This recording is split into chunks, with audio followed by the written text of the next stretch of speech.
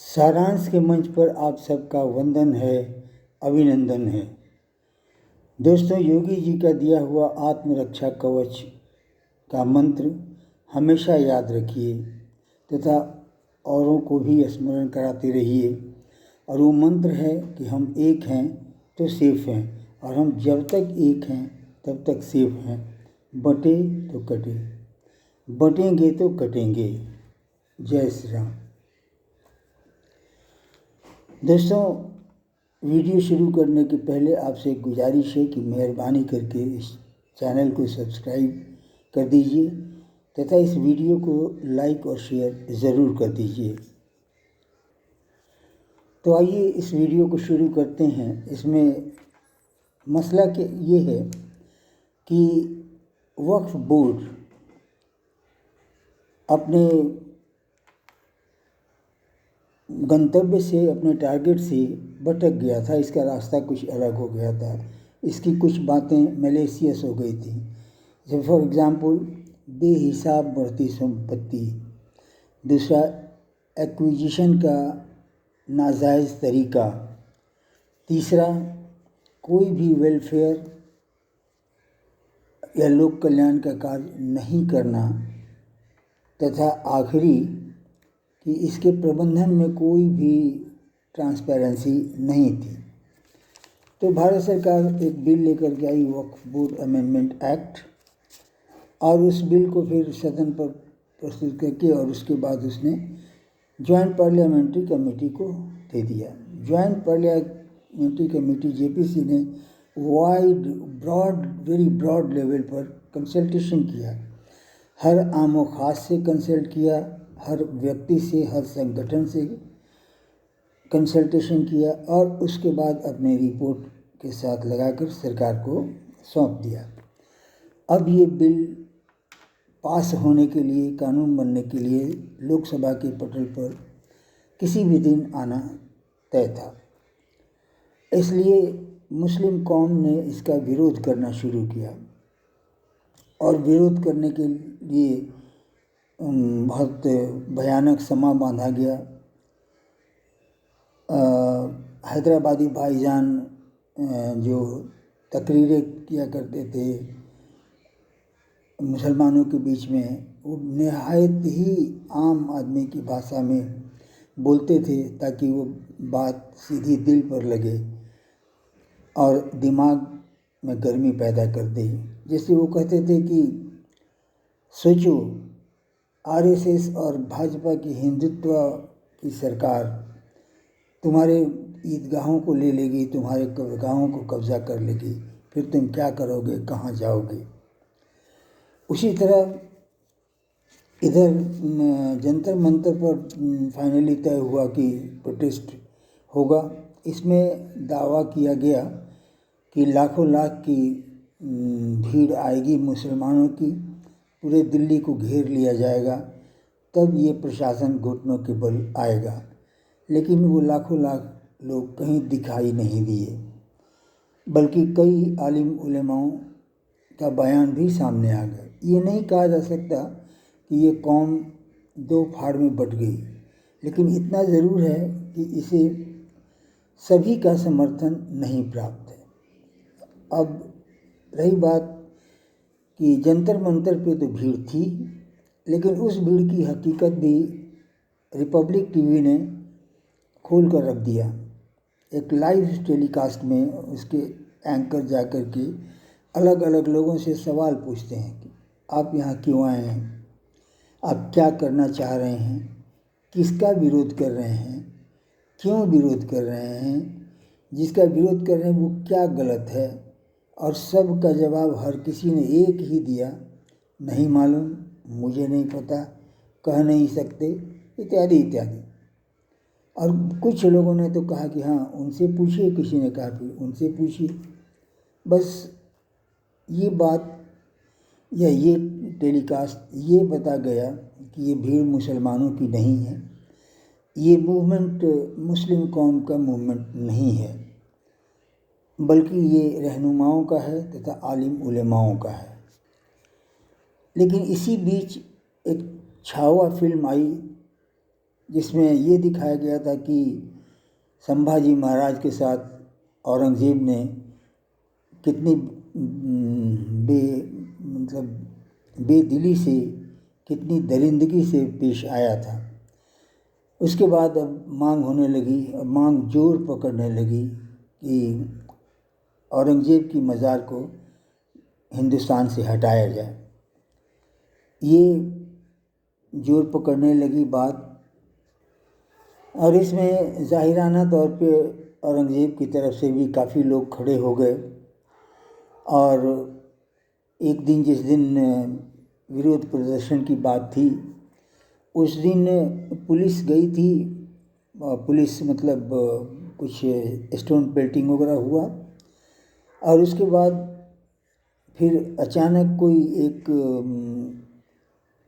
गलत फहमी, एक ये फैलाया गया, भ्रम फैलाया गया, एक गलत बात फैलाई गई कि तुम मुसलमान यहाँ बैठकर तमाशा देखो, वहाँ कुरान पाक की आयत लिखी हुई चादरें जला रहे हैं हिंदू। बस क्या था, अफवाहों के पीछे सारा का सारा मुस्लिम युवा संगठन दौड़ पड़ा। उसके बाद जो हिंसा हुई थी, जो गाड़ियाँ थीं उनमें आग लगा दी गई, और वो भी चुन चुन कर, जिसमें स्वास्तिक का चिन्ह था, जिसमें गणेश लक्ष्मी की मूर्ति थी, या अन्य कोई हिंदू प्रतीक था, उन गाड़ियों को जलाया गया, उन दुकानों को जलाया गया जो मालूम था कि हिंदुओं की है। और उसके बाद भीड़ पर जो हमला हुआ तो पुलिस भागती हुई नजर आई। बावजूद इसके करीब 36 या 42 पुलिस कर्मी घायल हो गए और अस्पताल में भर्ती कराया गया। मामला इतना ही नहीं, मामला यहाँ तक पहुँचा कि एसीपी पर कुल्हाड़ी से वार किया गया। ये बात अपने आप में बहुत गंभीर बात है, बहुत चिंताजनक बात है। लेकिन दूसरी तरफ इन्हीं दिनों संभल में एक समय आता है जबकि वहाँ पर एक मेला लगा करता था, उसका आयोजन होना था। वो मेला मसूद गाजी के नाम पर लगता था। यहाँ उत्तर प्रदेश में योगी आदित्यनाथ की सरकार थी, इन्होंने बैन करा दिया, कहा कि नहीं, किसी भी आक्रांता के नाम पर लगने वाला कोई भी मेला, कोई भी प्रतीक नहीं रहेगा इस देश में। और जो लोग इस तरह की बातें करते हैं या जो लोग उनका साथ देते हैं, जो आक्रांता रहे हैं, उन्हें निश्चित रूप से भारत में रहने का कोई हक नहीं है। एक्चुअली ये योगी आदित्यनाथ जो बात कर रहे थे वो अबू आज़मी की बात कर रहे थे, जिन्होंने महाराष्ट्र में स्टेटमेंट दिया था बेहद आपत्तिजनक। इन्होंने फ्लोर के ये पर कहा कि जो लोग उनकी तरफ से खड़े होते हैं वो भारत में रहने लायक नहीं है। और योगी आदित्यनाथ ने पूरे असेंबली में ये कहा कि किसी भी आक्रांता का, किसी भी तरह का कोई निशान बाकी नहीं रहना चाहिए इस हिंदुस्तान में। खैर, उसके बाद वही नागपुर में हुआ, एक अफवाह उड़ाई गई और सब अफवाह के कायल हो गए, और फिर हिंसा हुई। और उसके बाद आखिरी में जो होता है वही हुआ कि एक समाचार आया कि गृह मंत्री हाई लेवल की मीटिंग ले रहे हैं, स्थिति नियंत्रण में है और पुलिस अब भी अलर्ट मोड में है। लेकिन दोस्तों, ये घिसी पिटी कहानी हो गई, और आखिर में आने वाला ये डायलॉग भी काफ़ी घिसा पिटा हो गया। लोग पक चुके हैं इससे। क्या आपको नहीं लगता कि अब यहाँ के लोगों को और यहाँ के प्रशासन को हिंदू मुस्लिम सांप्रदायिक सौहार्द के गफलत से बाहर आना चाहिए और ये बात समझना चाहिए कि इसके पीछे की सोच क्या है, मानसिकता क्या है। इसके पीछे की मानसिकता देखें तो ये है कि वो लोग अपने आप को यहाँ के इस्लामिक आक्रांताओं से जोड़ते हैं और हिंदुओं को वो गुलामपन मानते हैं।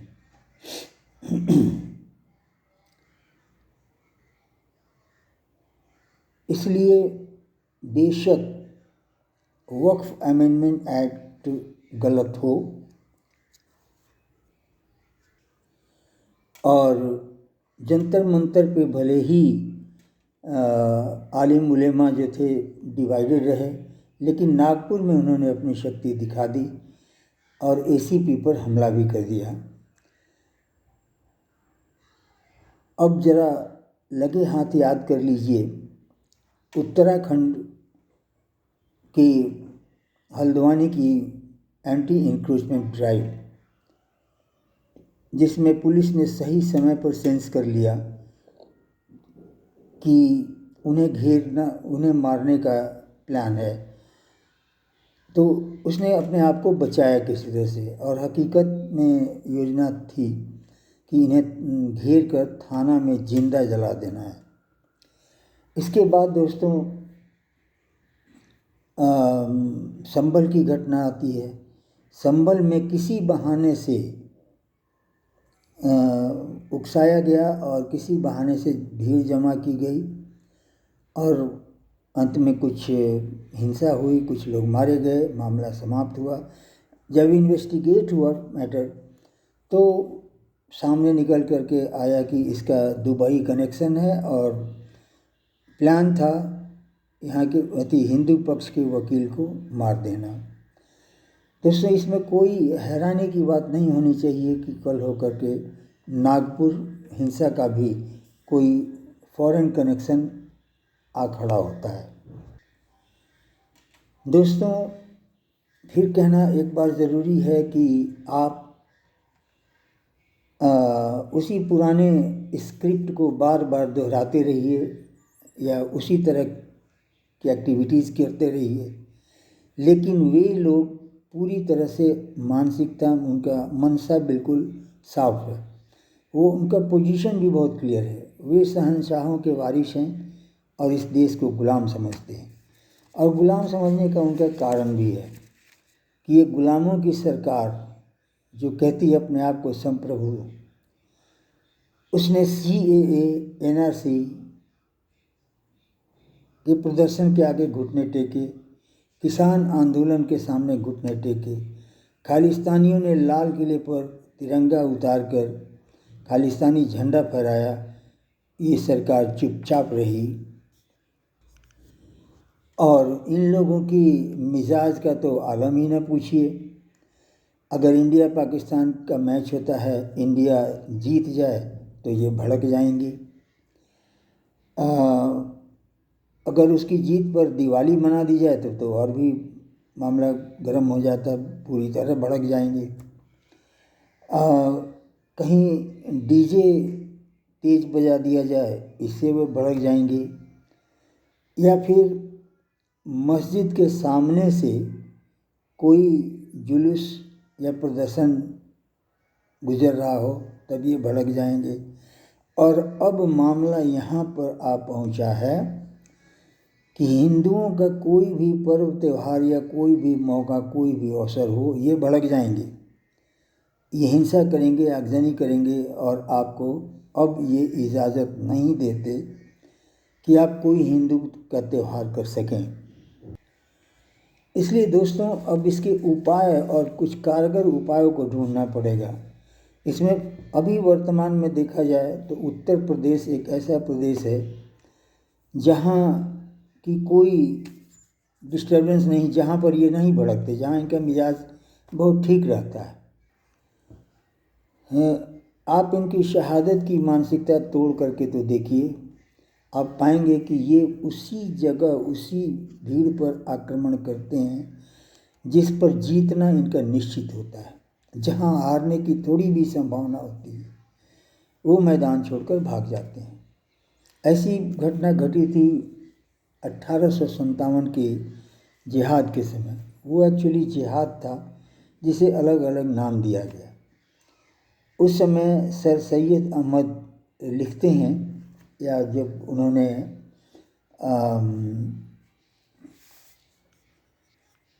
अलीगढ़ से दिल्ली की यात्रा की सड़क मार्ग से, तो सड़क के दोनों किनारे जो पेड़ थे, हर पेड़ पर करीब 5, 7, 10 जिंदा मतलब इंसानी लाशें लटक रही थी, झूल रही थी।